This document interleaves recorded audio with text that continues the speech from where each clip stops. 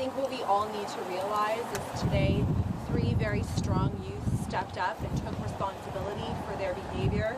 They took responsibility for their actions, and we all need to remember that in Canada we have a separate youth criminal justice system, and that's for a reason. And the reason for that is because we understand that a youth under the age of 18, their brain is not fully developed yet. They can't always comprehend and understand their behavior themselves. So I think everybody needs to understand that today.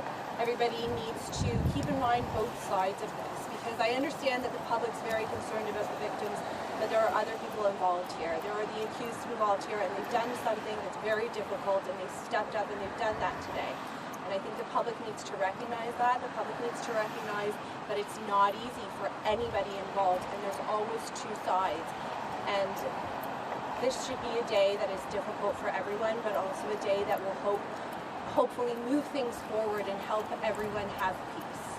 Again, these are young men. Again, like you said, they're taking responsibility. Everybody's heard in court that all of these youths do not have records. Okay, they're all youths that have never been in trouble before. They're really good kids. They've made mistakes, and they're taking responsibility for those mistakes. They're not re-hurting anyone by having them come to court and testify. So they've done something that's very difficult. So again, what I've said before was that these kids were so young, and they couldn't fully appreciate their behavior. So I think the takeaway from this, and it's so important, is that as a society and as schools and different institutions are moving forward with their curriculums and with educating their children in our future, we need to ask ourselves, where did we go wrong? And what can we do as a whole and in each one of our institutions to make sure that behavior like this doesn't happen, to make sure that this is something that we talk about, that we educate our children.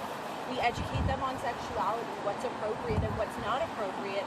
So we're never in a situation where a child is not appreciating and understanding their behavior, so that we're all safe and that we're all healthy people working together, working as one towards a goal of proper education, towards a goal of making sure that no youth are on either side of the story ever again.